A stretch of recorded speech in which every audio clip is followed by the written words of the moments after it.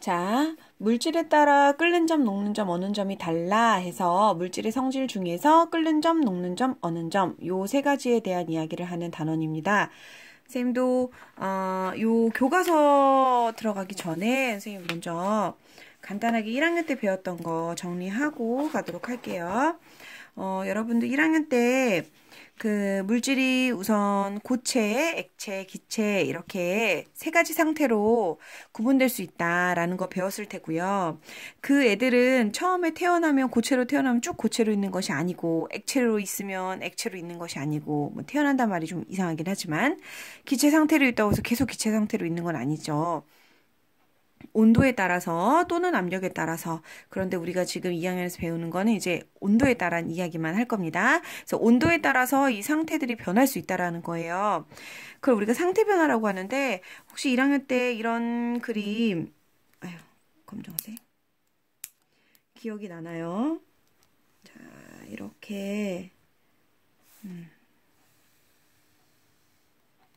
까지만 그려볼게요. 그래서 시간이 지나면서 계속적으로 가열을 할 때 이 그래프는 지금 요 앞부분까지는 가열을 할 거예요. 가열을 하면 예를 들어서 우리가 가장 쉽게 말할 수 있는 것이 물이죠. 그러니까 물을 가지고 한번 해볼까요? 그럼 물이 한 영하 10도였다. 처음 온도가 영하 10도라고 한번 해봅시다. 영하 10도면은 무슨 상태일까요? 물은. 그렇죠. 고체 상태로 존재하겠죠? 그 고체 상태에 한마디로 얼음이겠죠? 그 얼음에다가 열을 계속 가할 거예요. 가열할 거예요. 열을 계속 가열해요. 이렇게. 계속 가열을 하면 시간에 따라서 계속 가열하기 때문에 아마 이 얼음은 온도가 올라갈 겁니다. 그쵸? 얼음이 온도가 올라가다가 0도가 되면 우리가 이미 알고 있듯이 0도씨가 되면 얘는 이제 녹기 시작할 거예요. 녹기 시작해서 쭉 다 녹았어요. 얼음이 다 물로 녹았어요. 그럼 이제 물만 남겠죠. 그럼 물인 상태에서는 계속 또 온도가 왜요? 계속 가열하니까요. 계속 가열할 거잖아요. 계속 꾸준히 가열할 거예요. 가열을 계속하면 이게 물이 되었다가 물이 쭉 조금 그래프 좀 또 이해해 주세요. 여기서 우리가 알다시피 한 100도가 되었을 때는 이제 끓기 시작합니다. 끓기 시작하죠. 자, 그래서 쭉 다 끓었어요. 다 끓었단 얘기는 모든 액체가 기체로 다 변했단 얘기죠. 그러고 나면 이제 기체 상태로 이제 계속 가열을 하니까 기체 상태로 또 온도가 올라갈 겁니다. 그럼 여기까지만 본다면 여러분 보세요. 자, 처음에 얼음이었기 때문에 고체였어요. 그쵸? 그럼 요 구간에선 고체입니다. 그런데 이게 0도가 도달하면 이제 고체가 액체로 변하죠. 한마디로 얼음이 녹고 있어요. 얼음이 물로 녹는 거예요. 그럼 여기까지 얼음과 물이 공존하는 상태가 되겠죠. 얼음이 많은 것이 이렇게 물이 이렇게 흥건해지면서 이런 상태로 녹고 있는 상태일 거예요. 그럼 여기서는 이제 얼음이 다 녹고 이제 물의 상태가 되면 그때부터는 이제 가열한 것이 이제 물이 쭉 끓기 시작하죠. 액체 상태로 존재하게 되죠. 그러다가 이 시간이 되면은 여기서 이제 이 액체가 부글부글 끓기 시작합니다. 끓는다는 거는 기체로 상태 변화한다는 거죠. 그러면 이 상태 변화할 때는 또 일정한 온도가 유지되면서 100도라는 일정한 온도가 유지되면서 기체 상태로 존재하다가 그럼 여기서는 어떻겠어요? 이 물이 끓어서 이렇게 부글부글 끓는 그런 상태겠죠. 그래서 이 모든 액체가 다 기체가 되면 이 기체에도 계속 가열을 한다면 계속 온도가 기체 온도가 올라갈 것이다. 근데 이 기체를 모아서 만약에 냉장고 또는 냉동실에 넣었다고 해봅시다. 자, 그럼 냉동실에 넣으면 이제 온도가 쭉쭉쭉쭉쭉 떨어지겠죠. 쭉쭉쭉쭉 떨어지다가 이 기체가 냉동실로 들어오니까 아유 추워라 하면서 더 이상 내가 기체의 상태로 있을 수가 없어 하면서 액체로 상태 변화할 겁니다. 그 액체로 상태 변화하는 온도가 바로 이 100도가 되겠죠. 그래서 액체로 상태 변화해서 기체가 모두 다 액체로 변하면 한마디로 다 물 상태로 되면 이 물 방울이 계속 냉동실에 있는 거니까 냉동실에 이렇게 그려볼까요? 냉동실에 있는 거니까 쭉 온도가 쭉 떨어지겠죠.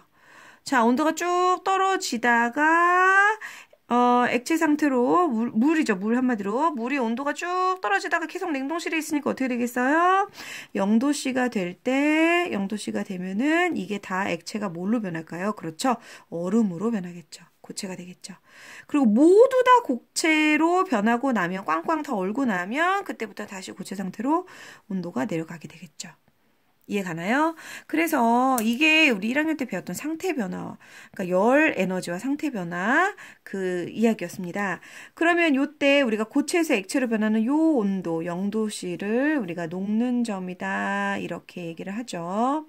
그리고 액체 상태에서 기체로 변하는 이 끓는 거잖아요. 그래서 요 온도 요 100도를 우리가 끓는 점이다 라고 이야기를 특별히 하죠. 그리고서 이제 기체에서 내려오는 요 때의 온도도 물론 100도예요. 근데 요 때 온도 100도인데 우리가 기체에서 액체로 변할 때는 좀 다르게 이야기를 합니다. 근데 이때는 뭐 이슬점이라고 얘기하기도 하고 은결점이라고 이야기도 하는데 요건 교과서에 나오지 않았기 때문에 선생님 그냥 설명 안 할게요. 넘어가겠습니다.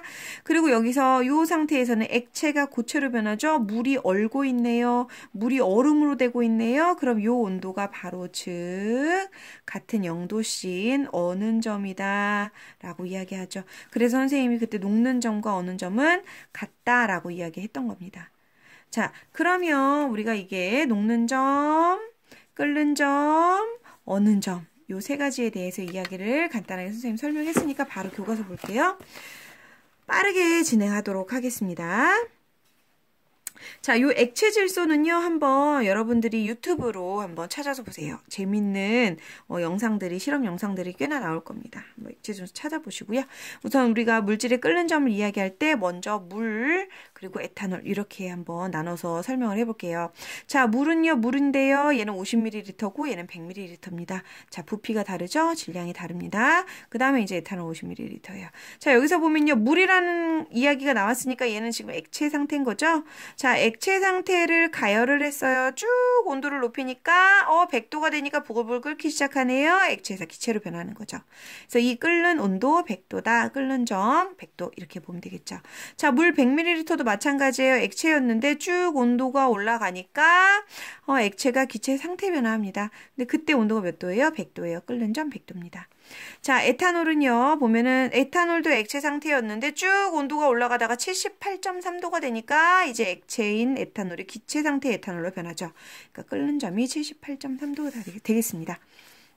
그럼 선생님 여기서 물 50ml와 물 100ml 굳이 왜 물을 둘 다 이렇게 표현을 해놨을까요?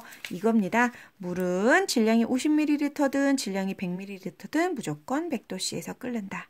그렇기 때문에 물의 특성이라고 이야기할 수 있다. 물질의 특성이 끓는 점이라고 말할 수 있다. 여러분, 라면을 하나만 끓일 때 하고 2개 끓일 때 한번 생각을 해보세요. 라면 하나 끓일 때랑 2개 끓일 때랑 그럼 라면 2개 끓이면은 그러니까 물이 2배로 늘어난 그 물을 끓일 때까지 시간이 오래 걸리죠. 시간은 오래 걸리지만 그렇다고 라면 2개 끓인다고 해서 100도를 훨씬 넘어서 한 200도에서 끓게 될까요? 그건 아니잖아요. 물의 양이 적을 때랑 물의 양이 많을 때는 물론 시간 차이가 있습니다. 얘가 훨씬 더 많이 오랜 시간 가열해야 100도까지 올라가는 거예요. 그쵸? 그래서 여기서 보면은 얘는 가열 시간이 요만큼 짧은 시간 동안 50ml는 짧은 시간 동안 딱 끓기 시작하지만 이 100ml 보면 가열 시간이 이렇게 오래 걸리죠. 오래 끓여야 100도씨까지 올라간다는 거예요. 시간의 차이는 있지만 온도는 일정하다. 끓기 시작하는 온도는 100도씨로 일정하다. 그래서 이 끓는 점은 물의 특성이 된다라는 겁니다. 에탄올도 만약에 이 옆에 에탄올 100ml가 있었다면 이 친구 얘도 바로 78.3도에서 끓을 거예요. 대신 이 가열 시간이 길게 늘어나겠죠. 그렇죠? 이렇게 설명하겠습니다. 자, 그러면 여기서요. 각 어떤 여러 가지 물질들의 끓는 점들이 나오고요. 그리고 이쪽은 여러 가지 물질들의 녹는 점이 나옵니다. 근데 여기서 중요하게 볼 것은 바로 요것이에요. 네, 보면은요. 마찬가지예요. 선생님이 얘기했듯이 팔미트산이라는 어떤 물질이 있는데 얘는 62.5도에서 녹는 거예요. 그리고 얼음은요. 0도에서 녹는 거예요. 괜찮죠? 그러니까 얼음은 특징이 0도에서 녹는 점이죠. 녹는 점. 녹는 점. 녹는 점의 얼음은 0도에서 녹는 특징이 있고요. 팔미트산이라는 애는 62.5도가 돼야 녹는 특징이 있는 거예요. 근데 여기서 같이 보면은 팔미트산을 비교해 봤어요. 100g의 팔미트산과 200g의 팔미트산. 둘 다 똑같이 62.5도에서 녹습니다. 하지만 100g짜리는 더 빨리 녹죠. 띠디디디디디 보면 요 시간에 녹죠. 근데 200g짜리는 어때요? 요 시간에 녹죠. 띠디디디디디 요 시간이 돼야 이만큼의 시간을 더 가열해야 녹기 시작하죠. 그리고 얘는 100g짜리는 녹는 시간이 요만큼 짧아요. 고체가 액체가 되는 시간이 짧습니다. 왜? 양이 적기 때문에요. 근데 여기 200g짜리는 고체가 액체되는 그 시간에 상태 변화하는 시간이 길죠. 요거 구분을 해 놓으시고요. 그 다음에 요것도 중요합니다. 요거는 뭐냐면요. 지금 실온일 때 어떤 것들이 고체냐, 액체냐, 기체냐를 알려면은, 녹는 점과 끓는 점을 알게 되면은 지금 실온에서 어떤 상태인지 알 수 있다라는 거예요. 자, 여기서 보면은요. 질소 같은 경우는, 이 끓는 점이요. 마이너스 195.8도예요. 끓는 점이요. 그러면 끓는 점이 195.8도면 마이너스 195.8도에서 이미 끓었다는 거예요. 그럼 실온을 지금 한 15도라고 생각해 볼까요? 실온이 여러분 20도라고 해봅시다. 보통 실온 20도라고 하거든요. 실온을 20도라고 한다면 이미 195.8도 이상이잖아요. 그러면 이미 끓었다는 거죠. 이미 다 끓었다. 그래서 질소는 실온에서 기체 상태로 그래서 존재하는 거예요. 산소도 마찬가지예요. 산소도 마이너스 183도에서 이미 끓습니다. 그래서 실온이 20도의 지금 공기 중에 다 산소가 기체 상태로 존재할 수밖에 없다라는 거죠. 수소도 마이너스 252.8도에서 끓어요. 이미 다 끓었죠. 그래서 지금 이 공간에서 우리가 숨쉬고 있는 이 공간에서 실온에서 수소도 기체 상태로 존재할 수밖에 없다라는 겁니다. 자, 물은요 0도에서 우리가 녹게 되죠. 녹는 점이 0도죠. 그러니까 지금 실온 20도니까 녹는 점을 넘어섰죠. 그래서 액체인 거예요. 이미 녹았다는 거죠. 근데 우리 겨울 되면 한 마이너스 10도도 되잖아요. 그렇죠? 그럼 실온이 만약에 마이너스 10도다. 지금 현재 온도 마이너스 10도다. 그럼 고체 상태로 존재하겠죠. 녹는 점보다 낮으니까요. 이렇게 된다라는 거예요. 여러분. 그래서 지금 납 같은 걸 보면은 납의 녹는 점이 327도예요. 327.5도거든요. 그러니까 327.5도가 되어야 녹는데 지금 실온은 20도잖아요. 아직 300도 안 됐죠. 그러니까 지금 녹지 않고 고체 상태로 존재한다라는 거예요. 그래서 지금 실온과 이 물질들의 끓는 점, 녹는 점, 얻는 점들의 그 차이를 여러분들이 한번 이것들 보면서 한번 생각해 보면 좋겠습니다. 네, 여기까지 할게요.